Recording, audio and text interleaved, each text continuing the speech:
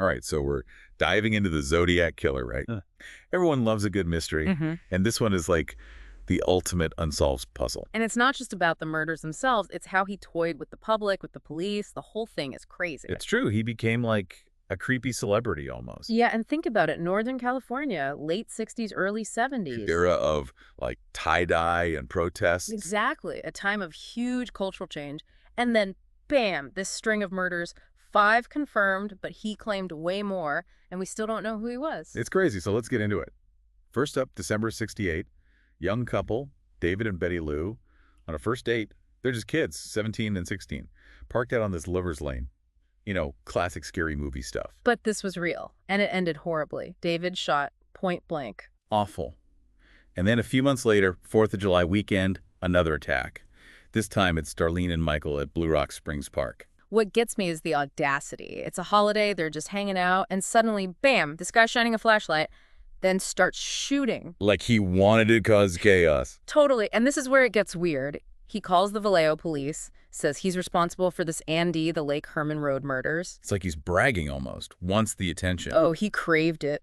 It fed him. Okay, so then September 1969, Lake Berryessa, Brian and Cecilia just having a picnic, and this guy in a hooded costume shows up. And not just any costume. It had the Zodiac symbol on it. Chilling. Like, did he make it himself? So creepy. That's what scared the planning. He brought rope to tie them up. He was organized, methodical. And the note he left on Brian's car, his signature, no doubt about it. And then, not even a month later, he strikes again. This time at San Francisco, broad daylight.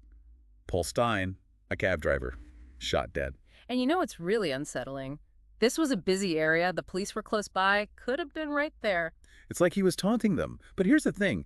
The MOs are all over the place, right? Parks, a city street, lover's lane, guns, knives.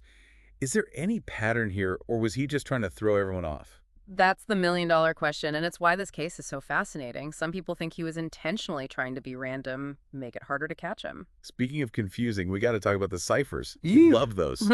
Like, that's where his need for attention really shows. It's true. Those ciphers weren't just codes. They were his way of messing with everyone. The police, the media, the public.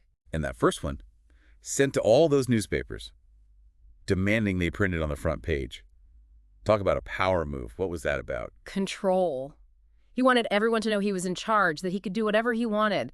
That cipher was basically him saying, look at me, I'm running the show. And I remember reading about the message hidden in that first cipher. Absolutely chilling. Chilling is right. I like killing people because it is so much fun. Just reading that sends shivers down your spine. No kidding.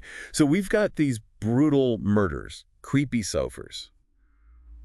What kind of person does this? Like, what goes on in the mind of a guy like the Zodiac? Well, it's impossible to know for sure, but criminal profilers, they've put together this, well, pretty scary profile of him. And you're right, it all comes back to that need for attention. Classic narcissist, right? Had to be the center of attention, even if it meant, well, you know. Exactly. And not just a killer, but like a showman. He got off on the fear, the control, using those ciphers to manipulate everyone. Yeah, and that control thing, it's almost like he saw himself as some kind of, I don't know, puppet master. Totally. And then on top of that, you've got the psychopathic tendencies, zero empathy, totally cold-blooded. It's chilling. It's like those victims were, I don't even know, just objects to him, not real people. Sadly, yeah. Which makes it even more frustrating that he was never caught. Though there were some close calls, right? Like, what about Arthur Leyland? That's got to be one of the most famous names in the whole Zodiac case. Right. I mean, the guy had that watch with the Zodiac symbol on it, and he even talked about the most dangerous game with a friend, which the Zodiac mentioned that same story in one of his letters. It's true. There was a lot of circumstantial evidence pointing to Alan. For a while there, it seemed like they might have finally found their guy. So what happened? Why wasn't he ever charged? DNA evidence. They were finally able to test some of the evidence from the crime scenes, and it didn't match Alan. Wow. So close. Are there any other suspects that stand out to you, or is it just a case of too many dead ends to even count? Well, you know, it's interesting you should ask that because there's this theory about the Zodiac's MO, or rather the lack of a consistent one that some researchers have been looking into. Okay, so we're talking inconsistent MOs. What's the theory there? So some researchers think maybe it wasn't just one person. Wait, what? Like multiple Zodiacs? Yeah, it sounds crazy, right? But think about it. Different people, different styles, all using the same name, the same MO. Huh. I mean, it would explain the different handwriting, the way the MO changed so much over time. It's almost too crazy to be true, but But it's a possibility. And imagine if that was the plan all along, to be so confusing that no one would ever figure it out. he or they definitely succeeded there. I mean, even with all the technology, all the people who've worked on this case, we still don't know who the Zodiac was. Gets kind of mind-blowing. What do you think that says about his legacy? That he got away with it, basically? I think the Zodiac's legacy is more than just the crimes themselves.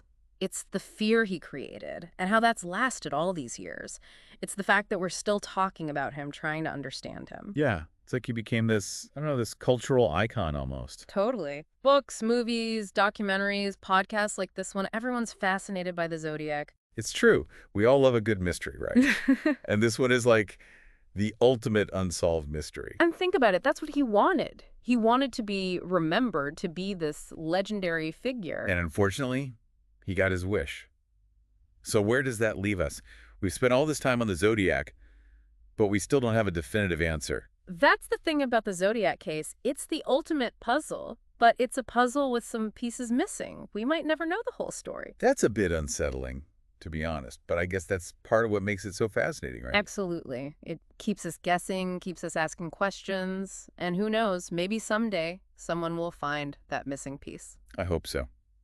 Well, that's about all the time we have for today's deep dive. It's been enlightening, to say the least. You said it. The Zodiac case is definitely one for the books. For sure.